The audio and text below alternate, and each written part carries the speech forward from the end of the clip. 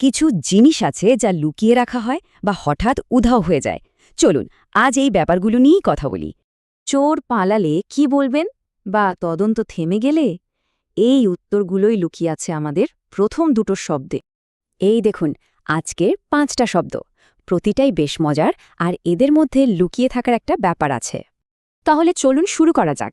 প্রথম অংশে দেখব পালানো আর থেমে যাওয়ার ব্যাপারটা।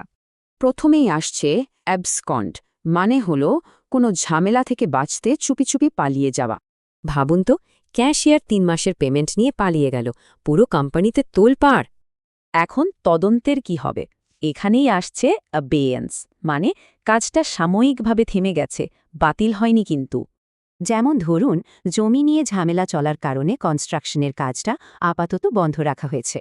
পালানো তো গেল, এবার দেখা যাক লুকানোর ব্যাপারটা, মানে অনুভূতি বা সত্যিটা লুকিয়ে রাখা। লুকানো কিন্তু দুরকমের হতে পারে। একটা হলো যা আমরা অনুভব করি, আরেকটা হলো যা আছে কিন্তু এখনো বেরোয়নি। এই শব্দটা বেশ কাজের। ডিসেম্বল, মানে মুখে এক আর মনে আর এক, আসল অনুভূতিটা লুকিয়ে রাখা। যেমন ধরুন, মিটিংয়ে হাসি মুখে থাকলেও ভেতরে ভেতরে উনি ভীষণ চিন্তিত ছিলেন, তাই তো কেউ টের পায়নি। এরপর আসছে লেটেন্ট। এর মানে হলো কোনো কিছু ভেতরে ভেতরে আছে, কিন্তু এখনও প্রকাশ পায়নি। ডাক্তাররা যেমন বলেন লেটেন্ট ইনফেকশনের কথা, যেটা হয়তো শরীরে বহু বছর ধরে ঘুমিয়েছিল।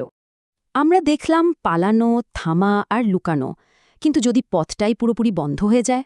শেষ শব্দটা হলো ওক্লুড। এর মানে সোজা সাপটা, কোনো কিছু আটকে দেওয়া, বন্ধ করে দেওয়া।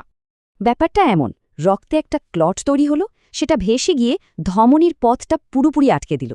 তাহলে আজকের 5টা শব্দ চট করে আরেকবার দেখে নিই। অ্যাবসকন্ড মানে পালানো, অ্যাবেন্স মানে বিরতি, ডিসেম্বল মানে ভাব লুকানো, লেটেন্ট মানে সুপ্ত, আর অক্লুড মানে পথ আটকে দেওয়া।